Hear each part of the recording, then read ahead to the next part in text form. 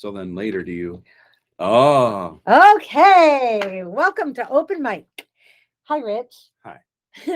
I am here with my friend Rich Laporte from Century 21 Affiliated. Hello. And we decided to come together today to talk a little bit about the collaborations that we do and what we think the market is going to do as we head into a new season and a new season, I guess, market. right? A new market, yeah. Or an old one that we used to have all the time. Right. So, this year it's, I think even beginning of the summer last year, I think we were starting to see where the market was starting to shift, where we were seeing more houses. The houses were staying on the market longer, and buyers were able to negotiate a little bit more. So is that what you would consider a buyer's market versus, because 2 years ago, I mean, it was seller. Right. I think the way that I talk about it is it's scarcity, the law of scarcity. So when you have more homes, it's there's more to pick from. So then because of that, buyers have a chance to review more. Yep. Instead of saying, "Oh gosh, I got to take this now." And, right, like the hurry. So the days of having the appraisal gap guarantees, I've not seen one in probably 3-4 months. I had one. I just had one. Wow. I did not put it on because I didn't think it was necessary. Yeah. I was competing against someone that did. Yeah. I think they were thinking it was 2 years ago. Yeah. Because they saw the house at 7, wrote the offer, turned it in by 11. It was accepted the next morning. Right. With all of the right things. Great cash to close, great money down, appraisal gap guarantee, like all the things. And then what do you know? I got a call 6 hours later. They terminated. So my clients then got in. So Right. I think they were still thinking of 2 years ago market, like Right. hurry. Yeah. I even had a couple of listings that came in, and a couple of sales that came in where we were just a smidge over the list price and got it. And how about under? Have you gotten an under? I've gotten an under as well. Yeah. And it's not so much the that's the old way. The old way, right. When you were representing buyers, which is what I was brought up to do, we would compare, okay, what is our sales price to list price ratio? So if you wrote an offer on a $100,000 home, do easy 90, math for me. Yeah, okay. Do easy math. Okay. And you were at 90, so you were 10% under right. list. Right. So that's good for a buyer agent because that looks like you're working hard for your buyers. So that would be an advertising thing that you can do. The other thing is being able to go through with a home inspector is key. Huge. I mean, I thought home inspectors were going to go under, in the last couple of years. Same. They struggled. They struggled. Sure. Yeah. Now I always encouraged them. Always. I mean, that's their only protection. Right. Agree. Even if they said they weren't going to ask the seller for any repairs or price reductions. Right. I always put that in because I wanted the out. Yeah. The great thing about the Kalamazoo contract is it has that stipulation is you can go in, do a home inspection. If we don't like it, then we can back out and we won't waste the time. Right. So the nice thing about the seller's market was that the home inspectors weren't as busy. So we were able to get them in quickly. Well, that's true. And get them all settled. So, but I keep a few in my pocket. I do too, always. The buyer's market, though, I think that it's the supply is there. Yep. So when the supply is there, buyers are going to go through 5 or 6 homes instead of one. Yep. They're going to be able to pick and choose. I think that's where the negotiating on a buyer agent side is going to come in. Absolutely. Now, those agents that are seasoned like you and me and and a few others of us in the area, we are used to that market. Yes. Right. Exactly. Now, what about the agents who have just come into the market in the last year and a half? Yeah, they may struggle. They struggle. Yeah. And so those are the ones that are coming in. I'm not saying all of them are like this. Of course, there's smart ones that are going to go out there and get, they're going to listen to podcasts and they're going to collab with others. They're going to find the people with white hair and get mentoring. Wait, what? Well, but yeah, they're going to find the mentors that they need Yes, to right. to be successful. Right. A lot of offices are now starting to push classes and things like that to say this is how you operate. Lots of education Yep, going on education's right key. now. Just like, don't we always talk about that? It always is education with us. Well, and you know what's funny is people keep saying to me, or I keep hearing on groups and different things, back to the basics, back to the heck, we should always be doing the basics. Right. Like we need to figure out how or what we need to now layer on the basics Right.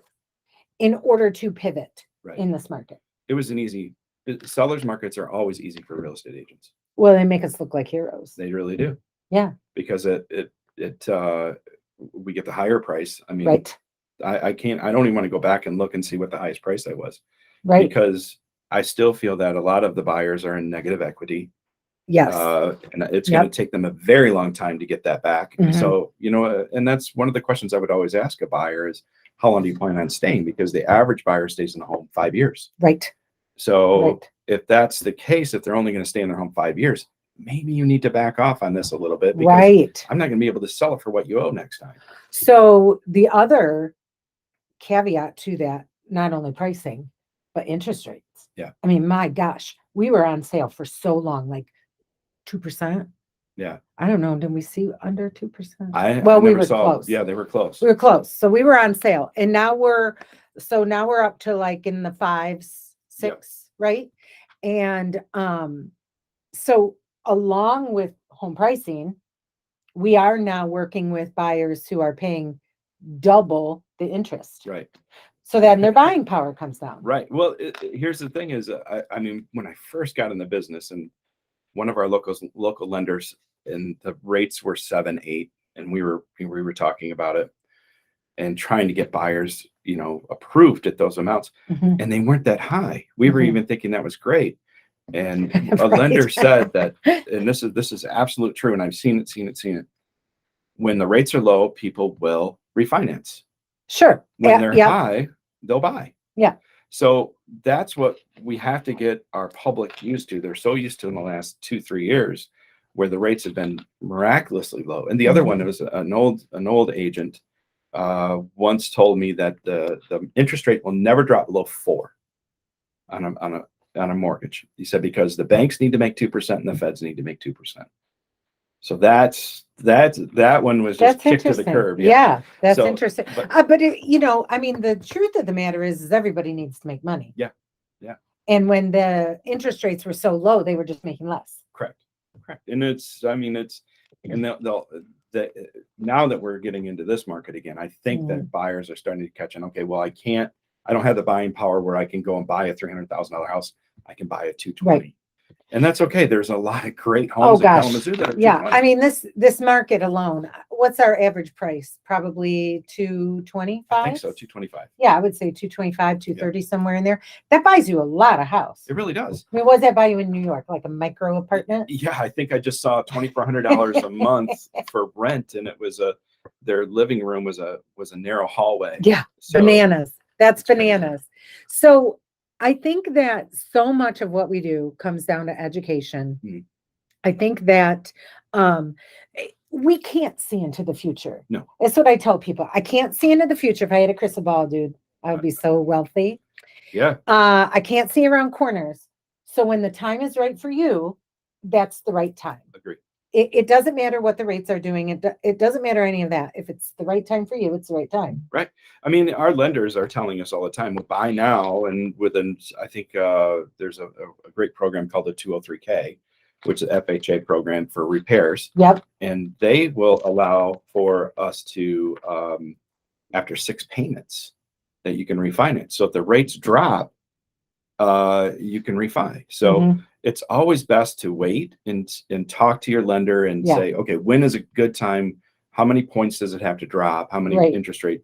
What's a good interest rate for me to refinance at? So that brings up a really good point. Is I think that when people are buying or selling, let's talk buyers. Okay. So when people are buying, I think they feel like it's such a solo transaction. And what I say to them is you need a full team. Like, okay, you're my baseball guy. How many people are on the baseball team? Usually 18, 16, Okay, 18 so players. 16, 18. There's not that many in a transaction, but No. but everybody plays a role and everybody has their position, right? Right. So I think you mean positions, right? So 9 positions. There you go. Yeah. Oh, There you go. okay. Yeah. Right. Mhm. If we talk football, how many would it be if it was football? Well, the 11th man is me. There you go. So, I only care about one. That's right. But anyway, I think it's so important to have a team, right? So Yep. you've got your client, you've got the agent. Right. So say you're repping the buyer. Correct. Then you have your home inspector. Yeah. You have the seller's agent. Yeah. Which I don't think people understand how important it is to have a good communication relationship with without a doubt. with both agents. Right. I mean, as soon as I get a deal put together, in my hands from a buyer and seller. Yep. It immediately goes to, and I'm representing the buyer, immediately goes, once the buyer signs a counteroffer or something like that, and immediately goes to the title company, the lender, the listing agent, and the buyer. Yep. And then the home inspector is included as well. Yeah. I mean, that's what, 6 people already, 7 people already on your team. Just one email. And the reason, and my admin, and the reason why that we get those is so that way then everybody's on the same page. We know who the buyer is going to use for the title company. We know who the home inspector is, so they can get it scheduled with the listing agent. I mean, there's a lot of things that real estate agents do that are behind the doors that if somebody says, oh my gosh, that transaction was so easy, I knew I did my job. I knew the listing agent did their job. Right. Because it looks seamless from the front. That's right. And we know they're not. Mm-hmm. I mean, that's why you and I are, always on medicine to keep us cool. Coffee in the morning and Xanax by noon. Yes, so. Exactly. That's right. That's right. I think that's just so important. And that's why I love partnering with you. Yeah. And we partner, you and I, over the years have partnered with a lot of people. We have masterminds we participate in, educational stuff that we participate in, because if you are an agent that just sees other agents as competitors, you are missing a huge opportunity. Yeah. Yeah. I think it's vital that the communication is there. And if something comes up, you have to be immediate. Yes. I tease Julie because Julie has so many notifications on her phone and it makes me ill. I have 0. I have no emails in my inbox. I have 0. Everything is at 0 because I delegate right away. I have 257 texts. And I'm down. I'm only at 239 emails. Usually that's up at 1,000. So but it to me it's about delegation and getting it off your plate as fast as possible. And I've got Kate. Now here's the thing though. With you, when we're doing a deal together, that doesn't happen. When I need something for you, it's Johnny on the spot. Right. Whether it's Kate that does it, whether it's me that does it, I think that's me. Okay. See, there we go. There we go. Yep. No, right. No, if I'm in the transaction, it's 100% of my focus. Without a doubt. But if it's not within a transaction, it's second tier. Yeah. Right. Yeah. And so I've got Kate. I know you have an admin. Right. And so I could not do the volume I do without Kate. Right. So she's right there. She's my assistant coach. Right. If we're going to stay to a sports analogy. Right. Yeah. Now my admin is a little different. I handle every part of the transaction myself, but my admin is our office admins. Okay. So, I mean, if there's something that I need, if there's something marketing that's not happening, they're right there for me. So, I mean, that kind of admin I do have, but when it comes to transaction admins, I do everything myself. And I'm able to do that just because of my background of being a project manager and doing that kind of thing and document control. And when I was doing that before Kate, BK, I knew what my threshold was, and my threshold I felt to give it my all was very low. Yeah. And I knew I wanted to help more people. Right. But knowing your boundaries isn't everything that we do, right? I mean, not just in real estate, but in life. In everything. If you have too much on your plate, you have to remove things. Right. So that's the same thing with me too. I know how many listings I can handle and do it right. Do it right. And that's the key. Do it right. That's right. And not fall behind on marketing. Well, especially you become what I like to call post and pray. You're right. Put a post in the sign and Put a Yeah. post in the yard and pray that it sells, right? Yeah. And it Yeah. was easy the last 2-3 years. It Right. was just, I mean, as soon as the post was in the ground, you had 12 offers. Yeah, right. So right. now this is where you're going to, as a listing agent, this is where you're going to have to work. Yes. So Yep. it used to be that we would wine and dine sellers because we Mhm. needed sellers so bad Right. to keep us going because Right. that was what we were making. Now Right. you're going to do that with buyers. So buyers Right. would just show up at the house. Now you're going to have to go pick them up. You're Yeah. going to have to work with them and you're going to have to say, okay, we're going to go look at these 5. These are the Right. 5 that Right. best suit you. These are, Yep. this is what we're going to look at. Now, some buyer, I mean, this market today is way different. I mean, when I was in it 20 years ago, I think it was 80% of buyers were finding their home online before they approached a realtor. Now it's 99%. I mean, Oh yeah, that's everybody knows. bananas. Yes. So, okay, that leads me into the marketing piece. Sure. I love marketing. I went to school for it. I love marketing. Yeah. You know, I love it. Like Canva's my jam. Yes. But I'm also finding that every time I think I got it, I then need to level up. Yeah. Like we cannot in our industry be status quo.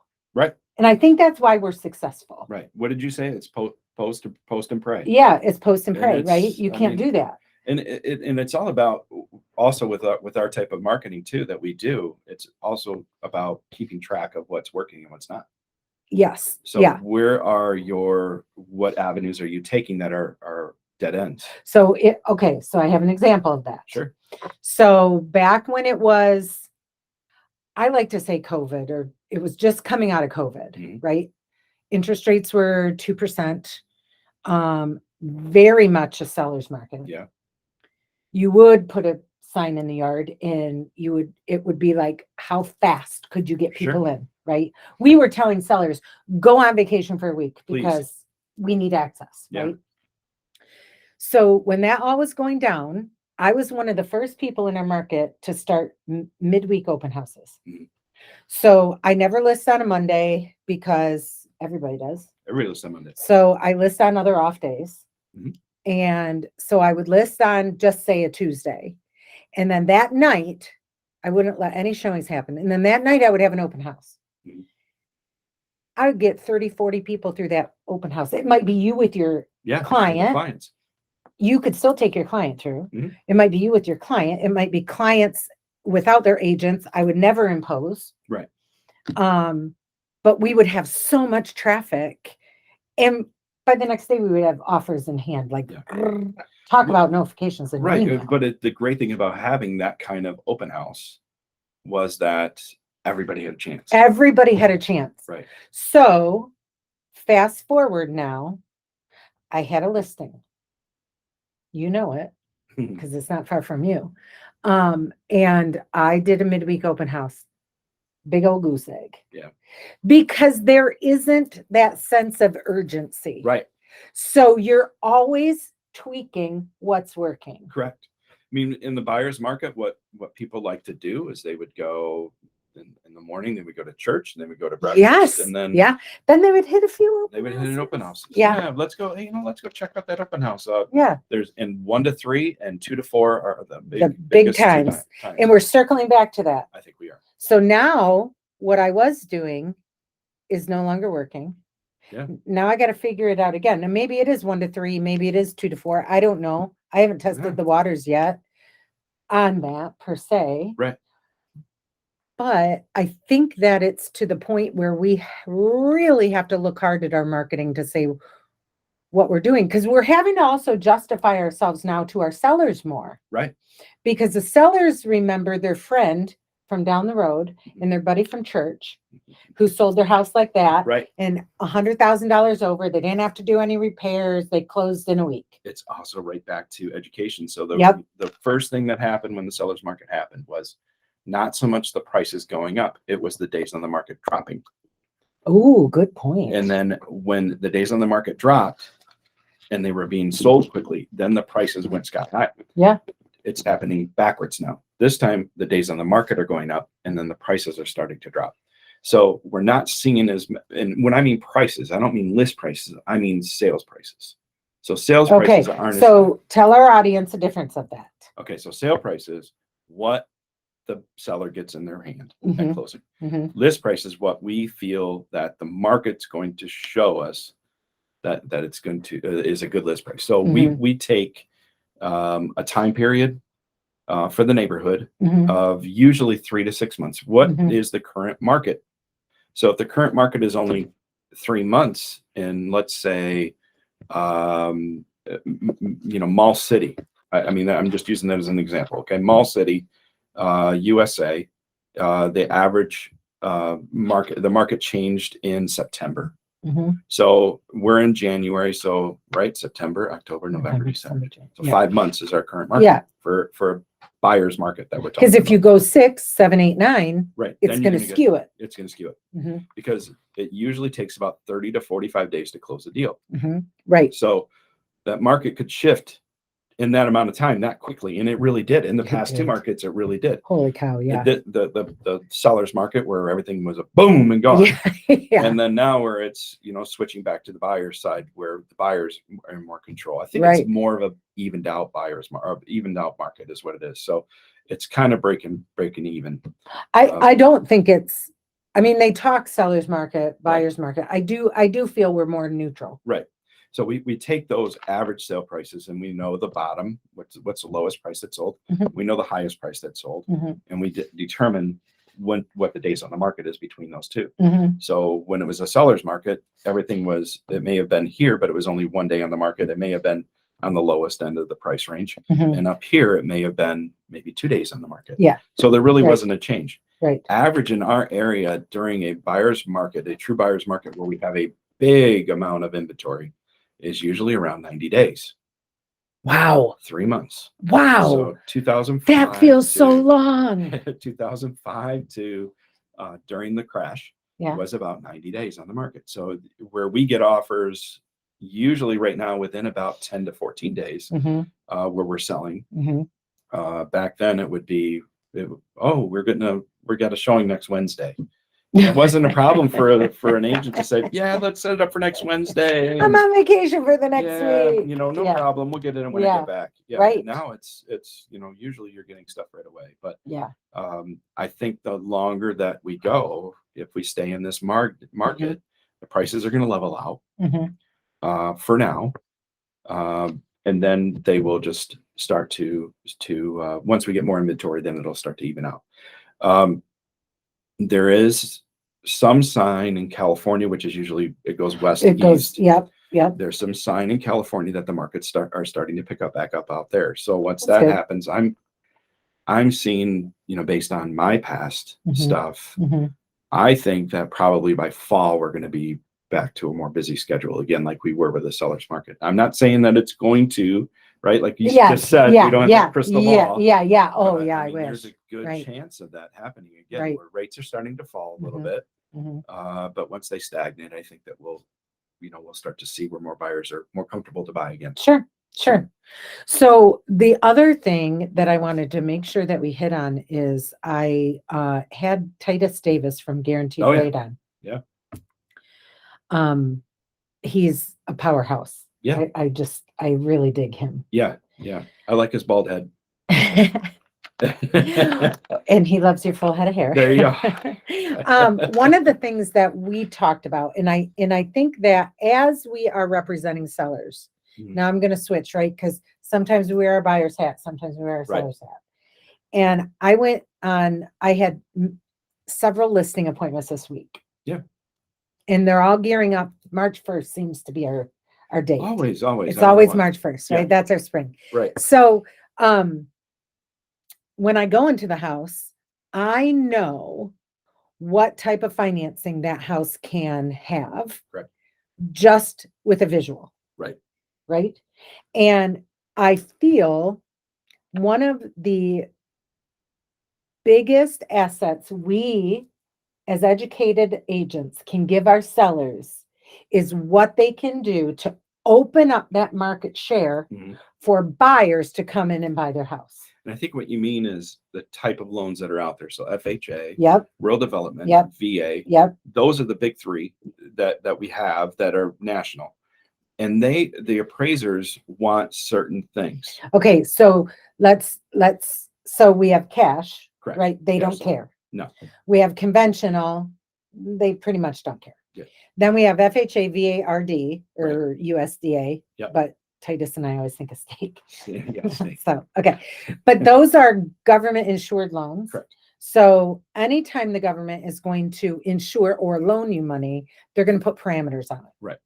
And so some of those parameters are chip paint, Right. missing handrails, Right. cracked windows, where cash conventional, they don't care. Right.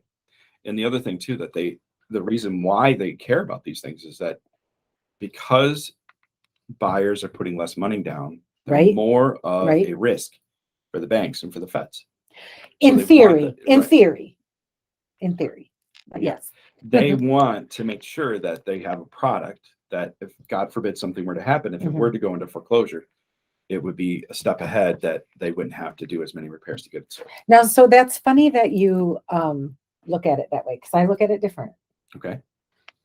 The way I look at it is, these are some of what I like to call our bubble borrowers, where they are borrowing the maximum that they can. Yep. They don't have a crap ton of money to put down as a down payment. Right.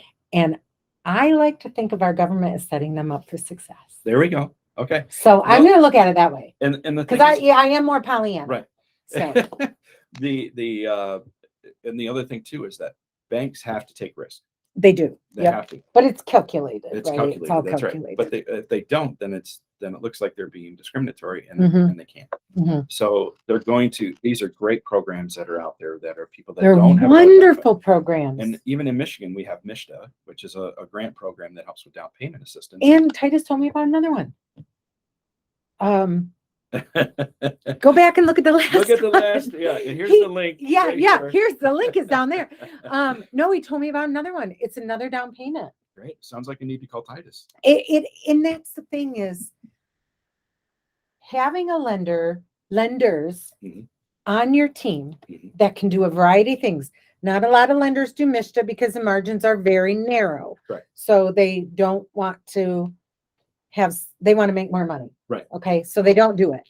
But those who do specialize in it. Right.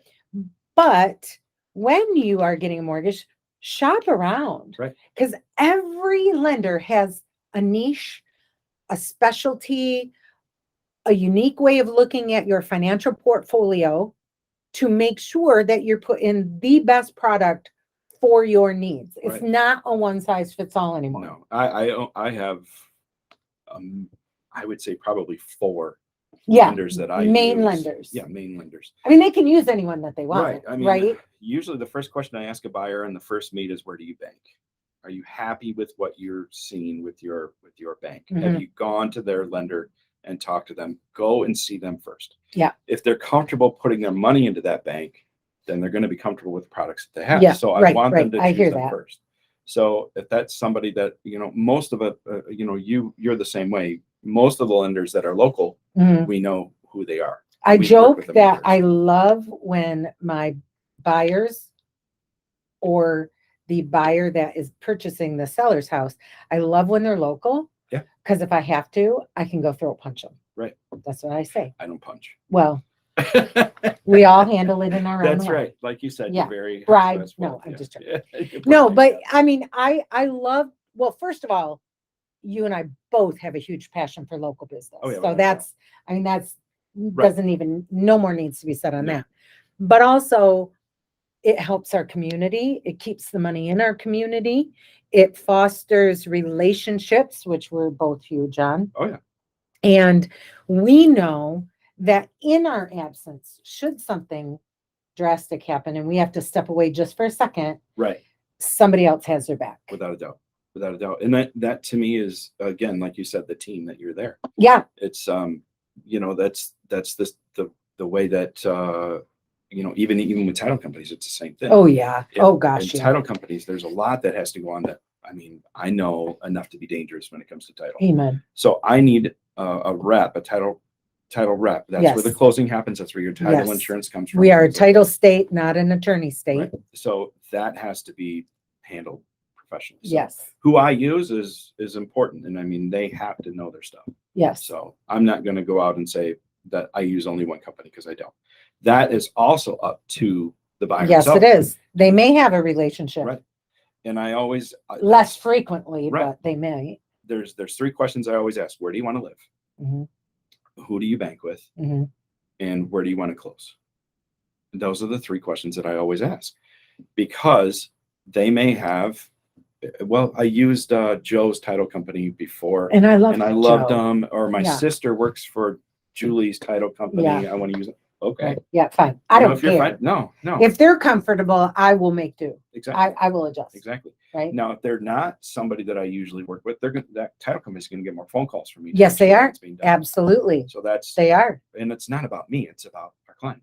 Absolutely. So that's the most important thing. And that is the most important thing. And I think that in this business, the one thing I have learned is it is all about the client. Yeah. Yeah. I'll make money. I mean, I remember when I first started off, I was doing Shipped. Oh yeah. So I was supplementing with Shipped, mm-hmm. But mama had to make money. Yeah. So we did what we needed to do. Right. I mean, and if the market shifts and I need to ship again, well, I'll deliver your groceries. But we do what we have to do. Along the way, we create an amazing relationship. Really. And with me, it was, 20 years ago, you never hear this anymore. I was paid a salary. Oh, sheesh. And if it was not for that, I would not be in real estate. What's that? Yeah. It's been so long. I was blessed. I was blessed. There was no doubt. I had great training. Yep. I got into the business of foreclosures right in my first 5 years. Mm-hmm. It was the best training, just like my broker said it would be. It was great. And you've continued that. Yeah. You took that when you needed it, and every step of the way, I've watched you give back. Oh, and that to me is huge, right? Because I think that's what you and I do well. I agree. Whether it's to our clients or to other agents. And that's why when I think of people that I want to bring on to this open mic podcast, whatever, and as I grow it, I think it's so important to see these different perspectives. Agree. I think the best thing to look for in agents is you can Google them. Google them online, find out what other buyers are saying about them. There's a couple of programs that are rate my agent type of thing, and that comes from other real estate agents. And they talk about communication in those. Would you work with them again? Right. There's a lot of different programs out there that you can, programs, it sounds so old. Yeah, you do. There's a lot of apps out there. There's a lot of websites out there. That what do you do that on your ticker tape? I think on ticker tape, yeah. A microfiche. Yeah, so thanks, Julie. All right, my friend. Thank you so You're much welcome. for spending time with me. It's always a pleasure. It is always a pleasure to be with Rich. Yeah. And it's noon somewhere. It's noon somewhere. It's time for a bourbon. So yeah. Bourbon and a cigar. All right. Thank you so much for joining us, guys. You guys. And if you have any questions, and if you have any questions, I'll put Rich and my information in the comments, and you can feel free to reach out to us anytime. We would be honored to help. Yep. Have a great day. Bye, guys.